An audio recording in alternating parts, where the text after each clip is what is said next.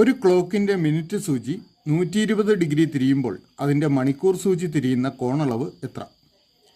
ഇവിടെ ഒരു ക്ലോക്കിൻ്റെ മിനിറ്റ് സൂചി 120 ഡിഗ്രി തിരിയുന്ന സമയം കൊണ്ട് അതിൻ്റെ മണിക്കൂർ സൂചി എത്ര ഡിഗ്രി തിരിയും എന്നാണ് കണ്ടുപിടിക്കേണ്ടത്. ഓർക്കുക, ക്ലോക്കിൻ്റെ മിനിറ്റ് സൂചി ഒരു മിനിറ്റിൽ 6 ഡിഗ്രി വെച്ചാണ് തിരിയുന്നത്. ഒരു മിനിറ്റിൽ 6 ഡിഗ്രി, അല്ലെങ്കിൽ 6 ഡിഗ്രി തിരിയാനായിട്ട് ഒരു മിനിറ്റ് സമയമെടുക്കും. അപ്പോൾ 120 ഡിഗ്രി തിരിയാൻ എത്ര മിനിറ്റ് സമയമെടുക്കും? അത് കണ്ടുപിടിക്കാൻ 120നെ 6 കൊണ്ട് ഹരിക്കുക. 12നെ 6 കൊണ്ട് ഹരിച്ചാൽ 2, അപ്പോൾ 120നെ 6 കൊണ്ട് ഹരിച്ചാൽ 20.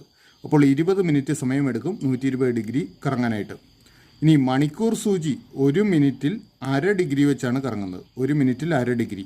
അപ്പോൾ 20 മിനിറ്റ് സമയം കൊണ്ട് ഈ മണിക്കൂർ സൂചി കറങ്ങുന്ന അളവ് കണ്ടുപിടിക്കാനായിട്ട്, കറങ്ങുന്ന കോണളവ് കണ്ടുപിടിക്കാൻ 20നെ 1/2 കൊണ്ട് ഗുണിക്കുക. 20 × 1/2 10. അപ്പോൾ 10 ഡിഗ്രി കറങ്ങും ഈ സമയം കൊണ്ട്. ശരി ഉത്തരം ഓപ്ഷൻ ഡി, 10 ഡിഗ്രി.